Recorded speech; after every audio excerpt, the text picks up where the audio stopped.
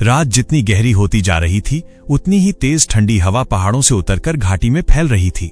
उज्जवल के कमरे में एक पीली सी ट्यूबलाइट टिमटिमा रही थी और सामने टेबल पर खुले पड़े किताबों के ढेर ने मानो उसकी जिंदगी का बोझ ही बयान कर दिया था।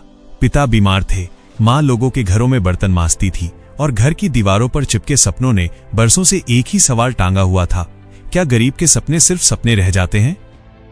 उज्जवल ने आज फिर रिजल्ट देखा था, प्रतियोगी परीक्षा में 1 नंबर से फेल। पहले वो चिल्लाता था, चीजें फेंकता था, लेकिन आज अजीब सी खामोशी थी।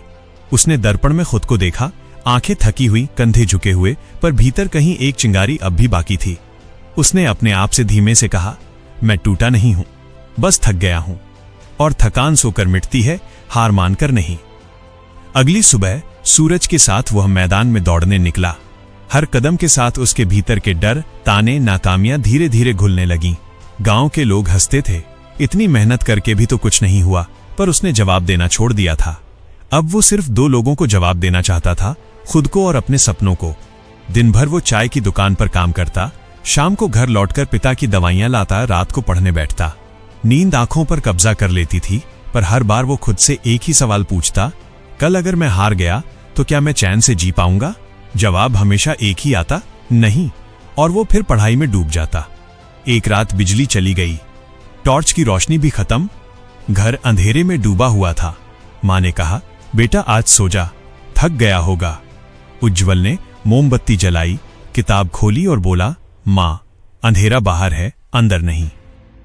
उस रात बरसों बाद उसके भीतर एक तूफान उठ चुका था। उसने खुद से वादा किया, अब वो फेल होने से नहीं डरने वाला, अब वो हार को अपनी पहचान नहीं बनने देगा। फिर शुरू हुआ एक नया दौर।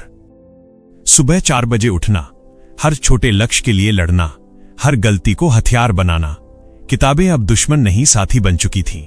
जहां पहले वो घबराता था, अब वही मुस्कुराकर कहता, चल एक बार और कोशिश करते हैं।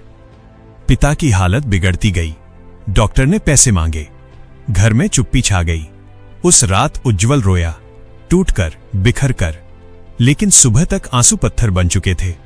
उसने चाय की दुकान पर ज्यादा काम पकड़ा, रातों को नींद और घटादी पर पढ़ाई नहीं छोड़ी। दिन गुजरते गए।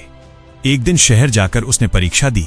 बाहर निकलते ही उसने आसमान की तरफ देखा, बादल ठहरे हुए थे, जैसे किसी फैसले का इंतजार कर रहे हों। रिजल्ट वाले दिन उसका दिल कांप रहा था, उंगलियां मोबाइल स्क्रीन पर टिककर जमसी गई थीं। हिम्मत जुटाकर उसने क्लिक किया और अगले ही पल उसकी आंखें भर आईं। उसका नाम था चयनित। कुछ सेकंड के लिए उसे यकीन ही नहीं हुआ। उसने स्क्रीन को बार बार देखा, फिर अचानक वो हंसने लगा, फिर रोने लगा, फिर दोनों साथ। मां ने उसके हाथ से फोन छीन लिया, कांपती आवाज में बस यही कहा, सच में, और रो पड़ी। पिता ने कमजोर हाथ से उसका सिर दबाया और फुसफुसाए, तू हारता नहीं बेटा, तू लड़ता है। गांव वाले वही लोग थे, पर नजरें बदल चुकी थीं। जो कभी कहते थे कुछ नहीं कर पाएगा, अब कहते थे हमारे गांव का लड़का है। लेकिन कहानी यहीं खत्म नहीं हुई। कुछ महीनों बाद जब उज्जवल शहर की ट्रेन में बैठा था, उसने खिड़की के बाहर देखा, वही रास्ते, वही खेत, वही आसमान। लेकिन इस बार उसका दिल बोला, रास्ता वही था, मैं बदल गया हूं। उसने अपने भीतर की आवाज सुनी, जीत का मतलब सिर्फ मंजिल नहीं, जीत का मतलब है टूटने के बाद फिर खड़े हो जाना। उसने खुद से वादा किया, अब मैं अकेला नहीं उठूंगा, अब मैं औरों को भी उठने सिखाऊंगा। और उस दिन से उसकी असली यात्रा शुरू हुई, सपनों की नहीं, चरित्र की। क्योंकि जिंदगी में सबसे खतरनाक चीज तूफान नहीं, वो इंसान होता है जो तूफानों से डरना छोड़ देता है। इस कहानी की सीख, असली जीत वही है जो बार बार गिरकर भी फिर उठने वाले लोगों को मिलती है। धन्यवाद दोस्तों, दिल से शुक्रिया कि आप हमारी कहानियां सुनते हैं। अगर कहानी ने दिल छू लिया हो, लाइक और शेयर जरूर करें।